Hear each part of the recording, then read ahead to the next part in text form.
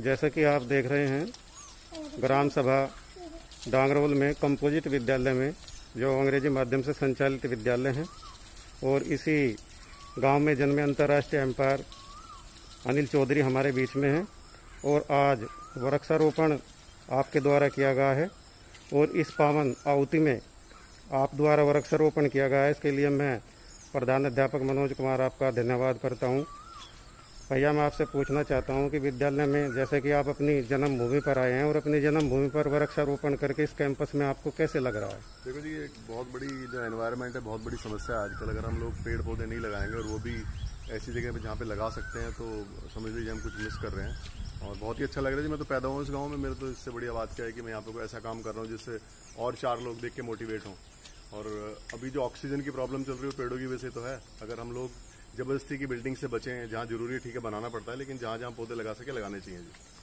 और इस मंच के माध्यम से ग्रामवासियों को आप कोई संदेश देना चाहेंगे? यही कि जो हमारी नेचर है जी, उसको ज़्यादा डिस्टर्ब ना करें। देखो, जितनी बिल्कुल जरूरत है उतना तो करना ही पड़ता है। बाकी हरियाली जितनी मेंटेन कर सके करें, ना तो ये ऑक्सीजन की प्रॉब्लम आएगी, ना धूल उड़ने की प्रॉब्लम आएगी। और आपकी नई जनरेशन है वो भी सीखेगी ना कि देखो इस काम से आने वाले टाइम में, क्योंकि फ्यूचर को देखना चाहिए। पानी और ये पेड़ पौधे बहुत जरूरी चीज़ें आने वाले टाइम में। धन्यवाद। इस मंच के माध्यम से ग्रामवासियों को वृक्षारोपण के बारे में जागरूक करने के लिए मैं प्रधान अध्यापक मनोज कुमार इस मंच के माध्यम से आपका बहुत बहुत धन्यवाद करता हूँ, हार्दिक अभिनंदन करता हूँ। Thank you. जय हिंद।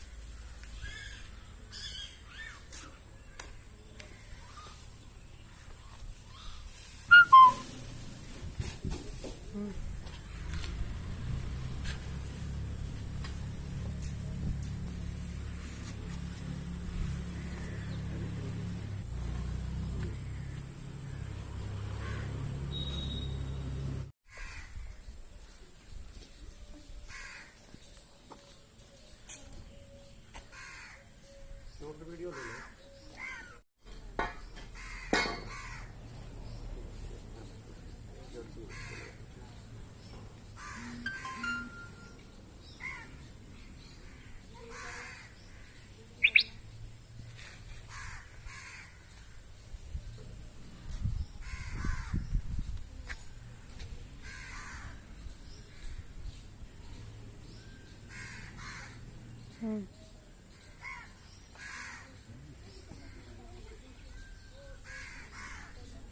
सब वो तो कर रहेगा, कोई बात नहीं, गलती करते भीतर भी।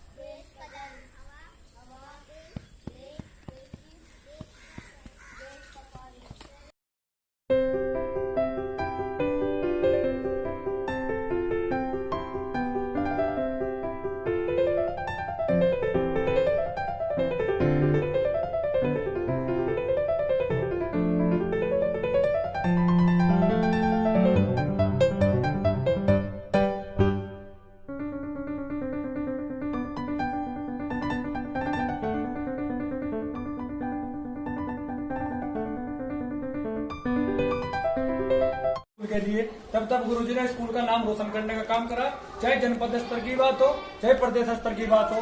हाल ही में गुरुजी गोरखपुर में गए थे। गोरखपुर में गुरुजी ने जनपद के मात्र 2 टीचर थे, एक टीचर ग्राउंड लाख सतर, एक टीचर हमारे मनोज गुरुजी थे। एक हमारा सौभाग्य है आदरणीय गुरुजी एक बहुत ही शानदार व्यक्ति है और करीब 150 के आसपास की संख्या हमारे स्कूल में है। और टीचरों की जो समस्या चल रही, मैंने बीएसए साहब से बात करी थी गुरु जी, 2-4 दिन में इसका भी समाधान हो जाएगा। तो मेरा तो ये कहना है गुरु जी, जहाँ भी आपको हमारी जरूरत पड़े हम आपके साथ हैं, बिल्कुल तन मन धन से। धन्यवाद।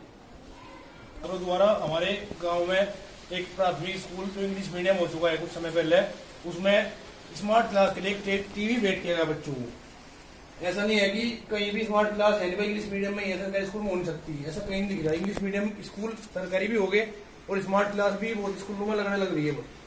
तो हमारे यहाँ पर जिलाधिकारी महोदय ने बोल भी दिया, जिस स्कूल में जहाँ जो बड़े गाँव है जो उसको करने में सक्षम है इस चीज को, उनको अपने यहाँ पे एक विद्यालय प्राथमिक में कर लो, उच्च में कर लो, कोई एक कक्षा स्मार्ट क्लास करनी जरूरी है।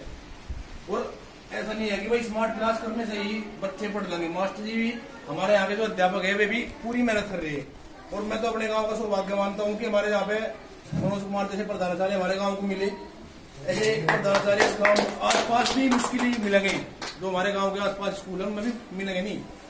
टीचर सब जगह है, प्रधानाचार्य सब जगह है, पर ऐसे इतना सब कुछ अपना भेंट करने वाले, स्कूल को इतना समय देने वाले या सब कुछ ऐसा नहीं मिल पाए कहीं भी। तो मैं तो यही कहूंगा, आने वाले समय में सब अपने अपने बच्चों को इंग्लिश मीडियम को छोड़ गए एडमिशन की तरफ यहाँ ध्यान दे। हम भी, हमारे लोगों में क्या है कि एक होड़ मची हुई आपस में सब में, भाई फलाने का बच्चा अगर प्राइवेट में जाएगा तो मेरा जाएगा, मेरे बच्चे फीस जमा ना हो 1%, फीस 10-15 दिन लेट हो जाए ऊपर जाएंगे प्राइवेट में ही। सरकारी स्कूल में वेल एजुकेटेड टीचर आवे, टेस्ट पास करके पढ़ लिख के डिग्री विग्री ले, सब कुछ सब वेल एजुकेटेड आवे, कोई ऐसे नहीं आते। यहाँ इंग्लिश मीडियम में क्या है कि 12th वाला चला जाओ, कोई चला आ जा भाई पढ़ा ले, BA वाला चला जाओ आ जा भाई पढ़ा ले। तो ऐसा नहीं है, सरकारी स्कूल की तरफ हम लोग, हमारी ऐसी मानसिकता होगी कि हम ध्यान नहीं दे रहे। उपस्थित हमारे जो पुरातन छात्र हैं और ग्रामवासी हैं, आप सभी सभा में आए, सभी गाँव में जो है हाथ जोड़कर अभिनंदन करता हूँ, स्वागत करता हूँ। और ये बड़े हर्ष का विषय है कि इस स्कूल के विकास में ग्रामवासियों ने समय समय पर जो हमें सहयोग दिया, यह आज उसी का परिणाम है कि हमारा जो विद्यालय है आज जनपद के उत्कृष्ट विद्यालयों में इस विद्यालय की गिनती होती है। मुझे आज भी याद है कि यहाँ ही कैंपस में गंदगी का ढेर लगा होता था। हमने गांव वालों से बात करी और गांव वालों ने इतना सहयोग हमारा करा, वो सारा गंदगी का ढेर गांव के जितने भी व्यक्ति थे उनके माध्यम से उसको दूर कराया गया। और ये आप जितना भी यहाँ कैंपस में पौधारोपण देख रहे हैं, समय समय पर इन्हीं ग्रामवासियों के योगदान से यहाँ पे हमने पौधारोपण किया। और आज कितना अच्छा लगता है कि खुला एनवायरनमेंट है और बहुत अच्छी प्रकृति हमें चारों ओर देखने को मिल रही है। और इन्हीं पुरातन छात्रों की वजह से आज हमें साहब भी यहाँ पे आई थी, गीता वर्मा, उन्होंने जो है इसका निरीक्षण किया हमारे विद्यालय का। तो जो हमारे ARP थे उनके आगे उन्होंने जो जाके बताया हमारे विद्यालय के बारे में कि मैं कांगड़ा ब्लॉक में गई थी डांगरोड स्कूल में, और जो वहाँ का भौगोलिक एनवायरनमेंट था और बच्चे अपने कक्ष में जो है पढ़ रहे थे, कम स्टाफ होने के बावजूद भी अध्यापक अपनी कक्षाओं में लगे हुए थे।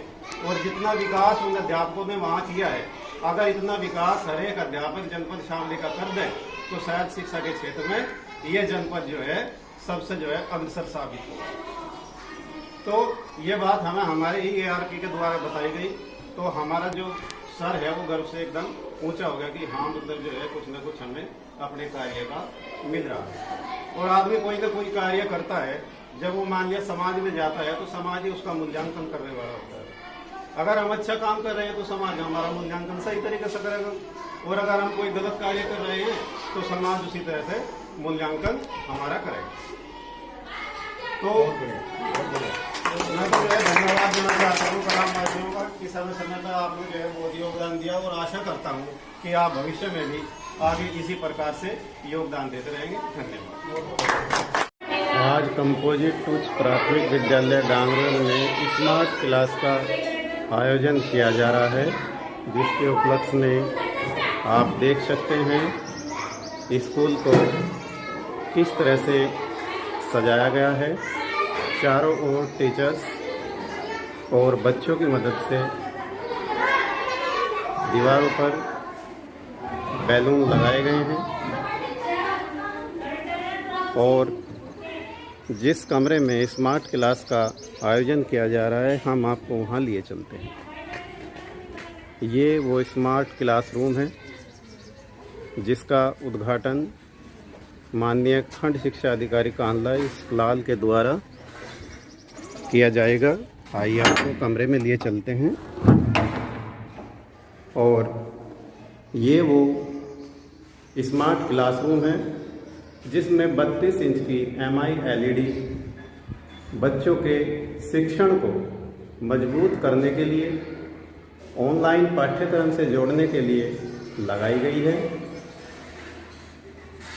और दीवारों पर अध्यापकों द्वारा प्रिंट रेंज सामग्री को सजाया गया है, आप देख सकते हैं।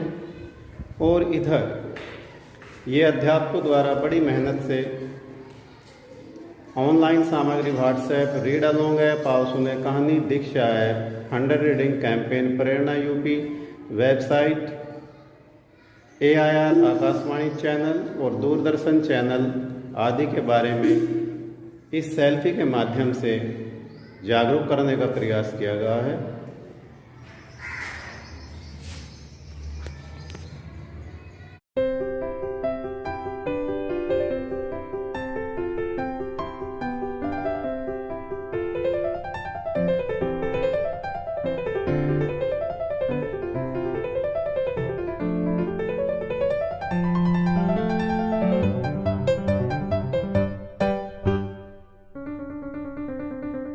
जिनमें उपस्थित सभी मंचासीन अधिकारी एवं शिक्षक साथियों, मैं आप सभी को आदरपूर्वक नमस्कार करते हैं। ये स्मार्ट क्लास को सुनकर और देख करके मैं बहुत खुश हुई, क्योंकि इसमें हम अपने बच्चों को किसी भी तरीके से किसी भी प्रकार का सुझाव दे करके चित्रों के माध्यम से इनको हम सिखा सकते हैं।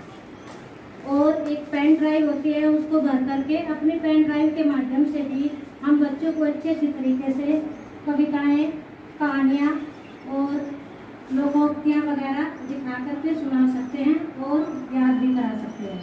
धन्यवाद।